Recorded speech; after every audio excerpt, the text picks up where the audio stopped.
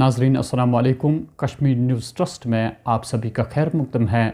पेश है आज का खबरनामा। पहले आज की अहम सुर्खियों पे एक नज़र। श्रीनगर के अबन शाह इलाके में अस्करियत पसंदों का फौज पर हमला। क्विक रिएक्शन टीम के 2 एहलकार हलाक, इलाके का महासरा। हमहामा बड़गाम कैंप में हादसाती तौर पर गोली चलने से CRPF का एक एहलकार शदीद ज़ख्मी एहलकार को इलाज मुआवजे के लिए श्रीनगर के फौजी अस्पताल में मुंतकिल किया गया।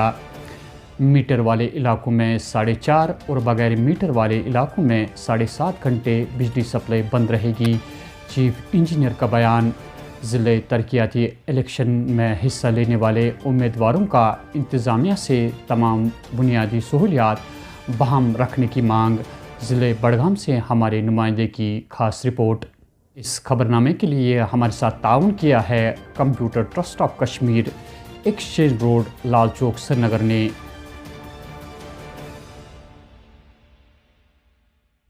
पेश है खबरों की तफसील। आज बाद दोपहर श्रीनगर के अबन शाह HMT इलाके में अस्करियत पसंदों के हमले में क्विक रिएक्शन टीम के 2 एहलकार हलाक हुए। पुलिस बयान के मुताबिक 2 से 3 अस्करियत पसंद एक वैन में सवार थे जिन्होंने फ़ौजियों पर हमला कर दिया। बाद में दोनों फौजी एहलकार ज़ख्मों की ताब न लाकर चल बसे। अस्करियत पसंदों को पकड़ने के लिए अंदरूनी इलाके के अंदर और बाहर जाने वाले तमाम सड़कों पर रुकावटें खड़ी की गई और देर गई तलाशियाँ जारी थी। फायरिंग शुरू किए जिसमें हमारे जवान बहुत किसी इंजर हो गए। बाद में रिपोर्टेड बता रहे हैं लोग शहीद हो गए। और एज पर यहाँ के CC जितने भी एनालिसिस कर रहे हैं हम लोग, बहुत जल्दी इसको आइडेंटिफाई करके ट्रैक कर लेंगे। क्या बता रहे हैं मूवमेंट के हिसाब से यहाँ हो सकता है कि TLT या JS का मूवमेंट यहाँ पर है। हम लोग इसको आइडेंटिफाई शाम तक कर लेंगे कौन सा ग्रुप है। क्या वेपन स्नैचिंग हुई है, क्या सिर्फ टारगेट हुआ है? हाँ, यहाँ पर जो एक आदमी का मारुति का सिलेंडर के इस डायरेक्शन में भागा है, उसके हम लोग पीछे फॉलो कर रहे हैं। और जो जिसका गाड़ी है उन्होंने बताया कि 3 मिलिटेंट था, 2 के पास हथियार था। उसमें से 2 हो सकता है कि जो जवान था बाकी FT होने का अंदेशा है, 2 पाकिस्तानी हो सकता है, 1 लोकल। तो वेपन बड़गाम हमहामा कैंप से खबर है कि हादसाती तौर पर अपनी ही सर्विस राइफल से अचानक गोली निकलने से CRPF का एक जवान बुरी तरह ज़ख्मी हुआ, जिसकी शिनाख्त बतौर S बराली के तौर पर हुई है। ज़ख्मी जवान को फौरी तौर श्रीनगर के आर्मी अस्पताल में मुंतकिल किया गया। भारतीय जनता पार्टी के तर्जमान शाहनवाज हुसैन ने श्रीनगर के HMT इलाके में अस्करियत पसंदों के हमले में हलाक होने वाले 2 फौजियों की हलाकत पर सख्त अल्फाज में मजम्मत करते हुए कहा है कि जिन नौजवानों ने बंदूक हाथ में उठाई है वो खुदकशी कर रहे हैं, उनके साथ सख्ती से निपटा जाएगा। जो आज अटैक हुआ है उसमें जो 2 जवान शहीद हुए हैं, ये जो टेररिस्ट है इसके हौसले को हम लोग तोड़ेंगे। जो बंदूक उठाएगा उसकी वह लंबी उम्र नहीं होती। जिस दिन वो बंदूक उठाता है उस दिन समझिए ख़ुदकशी पे आमादा हो जाता है। और ऐसे भी ख़ुदकशी तो हराम है, तो वो रास्ता बंदूक उठाने वाले का कोई भी ऐसा आतंकी टेररिस्ट आपको दिखा है जो जिसकी उम्र कोई 5 साल भी हुई हो, 6 महीने से ज़्यादा नहीं होती।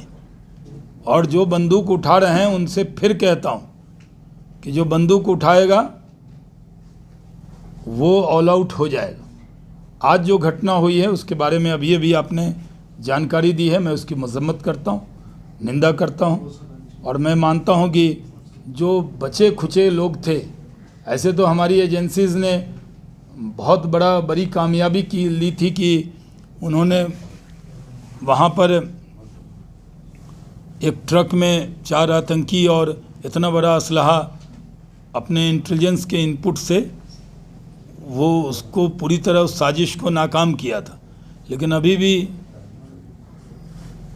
चिराग जब बुझने लगता है आतंक का, तो टेरर का जो चिराग है बुझने से पहले कहीं कहीं जलता है, लेकिन उसके बाद उसका बुझना तय है।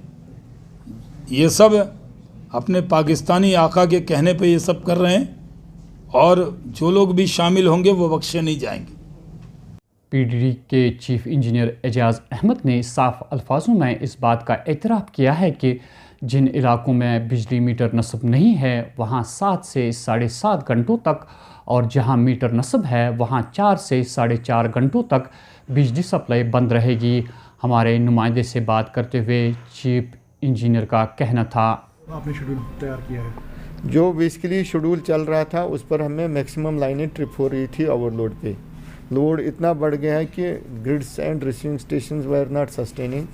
तो पिछले 2 दिन से हम काम कर रहे हैं, आहिस्ता आहिस्ता हम इसमें इंक्रीमेंटल चेंजेस कर रहे हैं जो टेक्निकली हमारा होता है इसका प्रोग्राम बनाने का। तो मेरे को जो लग रहा है जो प्रोग्राम बनेगा it will be for future 4.5 घंटा मीटर्ड में होगा, 7.5 घंटा नॉन मीटर्ड में होगा। आज ईजैक के बैनर तले सदर रफ़ीक अहमद राथर की सदारत में एक प्रेस कॉन्फ्रेंस का इनेकाद किया गया था। इस मौके पर सदर रफ़ीक अहमद राथर ने तमाम मुलाजमीन की जायज़ मांगों को फिलफौर पूरा करने की इंतज़ामिया से मांग करते हुए आर्जी मुलाजमीन के तनख्वाहों को बहाल करने की भी मांग दोहराई। इस मौके पर सदर ईजैक ने नई बॉडी भी तश्कील दी और इत्तिफाक पर भी जोर दिया। दोस्तों, मुझे बड़े अफसोस से कहना पड़ता है कि महकमा तालीम में असातिज़ा कराम के साथ बड़े अहम और चंद पेचीदा मामला दरपेश हैं। आप ये सुनकर हैरान हो जाएंगे कि ग्रेड 2 और ग्रेड 3 टीचर्स जो हैं उनकी 2 साल से तनख्वाहें बंद हैं। गो कि मैं हमारी कौम का एजाज़ उनको देते हैं, लेकिन 2 साल से जिस मुलाजिम की तनख्वाह बंद हो वो अपना घर कैसे चलाएगा, आप बखूबी इससे वाकिफ़ हैं। वो इंतहाई किस्म पुरुष की हालत में ज़िंदगी बसर कर रहे हैं और फाका कशी के शिकार हैं। हम महकमा तालीम के ज़ोमा से और आला हुकाम से गुजारिश करना चाहते हैं कि वो ग्रेड 2 और ग्रेड 3 टीचर्स की मुस्तकिली के आर्डर्स फिलफौर अजरा करें और उनकी रुकी तनख्वाहें जो 2 साल से हैं, 19 महीने से हैं, वो भी वागुजार करें। हमें एक इशू दरपेश है कि आपने सुना होगा हेड टीचर्स जो एरस्ट वाइल SSA में काम करते थे, बहसीत हेड टीचर्स, उनको क्लियर वैकेंसीज पर आज तक भी तैनात नहीं किया गया। तकरीबन 2 साल से वो भी दर की ठोकरें खा रहे हैं। हमें हुक्म बाला से ये हमारी अपील होगी कि वो उन असातिज़ा कराम को अपने पोस्टों पर तैनात करें। आप ये सुनकर भी हैरान हो जाएंगे कि GP फंड जो है ये असातिज़ा कराम का अपना पैसा होता है GP फंड अकाउंट्स में, लेकिन उसके लिए भी आज हमें 2-2, 3-3 महीने इंतज़ार करना पड़ता है। अब देखिए जो GP फंड निकालेगा उसकी मजबूरियाँ होंगी, या तो घर में बीमारदारी होगी, या बच्चों की शादी होगी, या मकान की तामीर के लिए उसको पैसे की ज़रूरत होगी। लेकिन अगर वो पैसा उसको वक्त पर नहीं मिलेगा तो आप ये देखिए कितनी नाइंसाफ़ी है। आप जाइए और डायरेक्टरेट में देखिए 2-2, 3-3, 4-4 महीनों से वहाँ पर GP फंड के केसेस पड़े हैं और लोग तरस रहे हैं और कोई सुनवाई नहीं हो रही है उनकी। कांग्रेस के साबिका वज़ीर ताज महिदीन ने इस बात की तरदीद की है कि रोशनी एक्ट स्कीम के तहत उन्होंने कोई ज़मीन खरीदी है। याद रहे कि मज़कूरा साबिका वज़ीर ताज महिदीन CBI की उस फहरिस्त में शामिल है जिसमें इल्ज़ाम आयद किया गया है कि रोशनी एक्ट के तहत नाजायज़ तौर पर ज़मीन खरीदी जा चुकी है। इल्ज़ामात की तरदीद करते हुए ताज महिदीन का कहना था, जब मेरा कोई इंतकाल हुआ ही नहीं रोशनी में, ना मैंने कोई पैसे भरे, तो कौन सा केस है मेरी समझ में नहीं आता, क्योंकि डिटेल्स अभी सामने नहीं है। मगर ऑन रिकॉर्ड में ये कह रहा हूँ कि मेरी कोई ज़मीन के लिए मैंने रोशनी में न कभी अप्लाई किया और न कभी मेरा इंतकाल हुआ और न मैंने कभी पैसे भरे। ज़िले तरक्याती कौंसल इलेक्शन में हिस्सा लेने वाले ज़िला बड़गाम के उम्मीदवारों ने इंतज़ामिया से शिकायत की है कि उन्हें वो बुनियादी सहूलियात बहाल नहीं की जा रही है जिनका उनसे वादा किया गया था। होटलों में हमें बंद कर दिया गया है और इलेक्शन मुहिम के लिए हमें ना ही कोई सिक्योरिटी और ना ही गाड़ियां फराहम की जा रही है, जबकि भारतीय जनता पार्टी के उम्मीदवारों को तमाम सहूलियात बहाल रखी गई है। पेश है बड़गाम से हमारे नुमाइंदे राजा बिलाल की ये खुसूसी रिपोर्ट।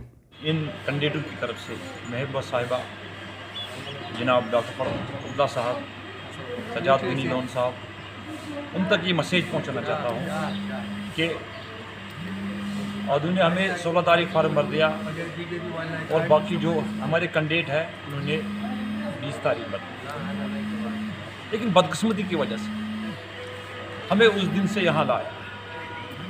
रोज़ हमें तंग कर रहे हैं। न हमारे पास सिक्योरिटी का कोई इंतज़ाम है, न गाड़ियों का कोई इंतज़ाम है, न रहने का कोई इंतज़ाम है, न बैठने का कोई इंतज़ाम है। अरे खुदारा मुझे बताए, यही है इलेक्शन।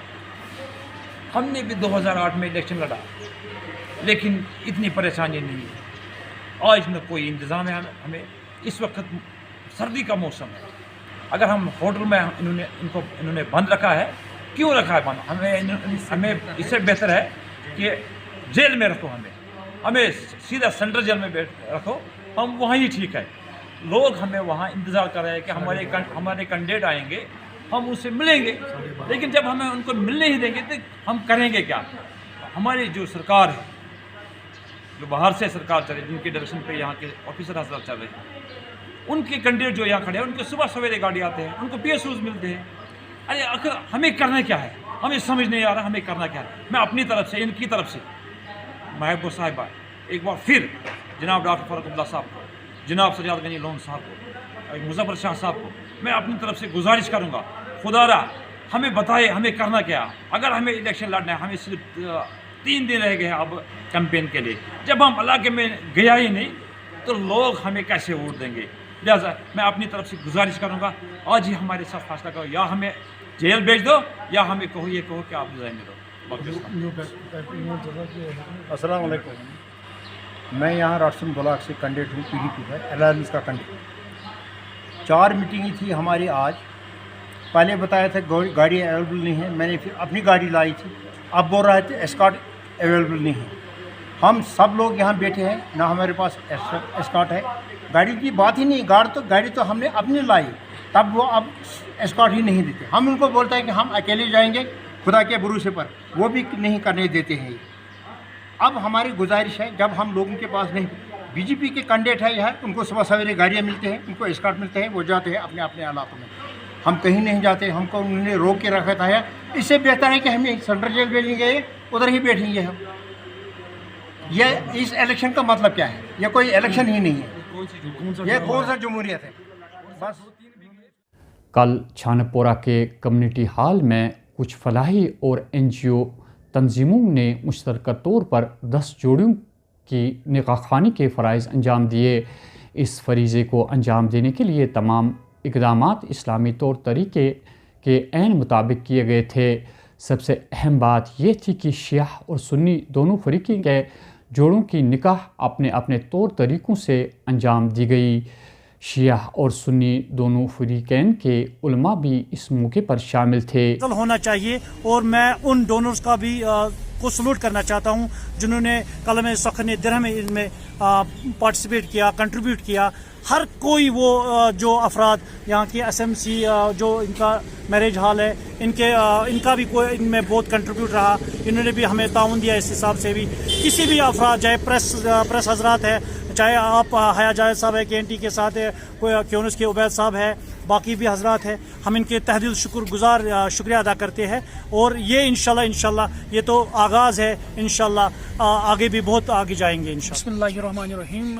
एक्चुअली हम तो ये शादियों का सिलसिला तो हम कर ही रहे थे, हम हेल्प कर रहे थे जैसे भी हमें करना था, तो हम ये बहुत टाइम से करें, 2013 से हम ये काम कर रहे हैं। तो मेरे दिमाग में जब मुझे कॉल्स आना स्टार्ट हुए, अभी सोशल मीडिया पे भी वायरल हुआ था कि हमने 200 शादियाँ की थी, तो मेरे पास बहुत सारी कॉल्स आई ऐसे उछीने का पहुँचे। तो मैंने सोचा क्यों ना हम, मेरे पास हर तरह के इंसान की कॉलें आ रही थी, हर किसी कम्युनिटी से, तो मैंने सोचा क्यों ना एक मैसेज है। अभी जो माहौल भी ख़राब हुआ है, अभी कुछ मैं उनको मतलब सीधे मतलब अगर सीधे अल्फाजों में कहें, उनको मैं एजेंट कहता हूँ जो ये लड़ाया कराते हैं। मैंने बोला उनके मुंह पे एक दबा लगेगा जब हम इकट्ठे एक मैसेज देंगे।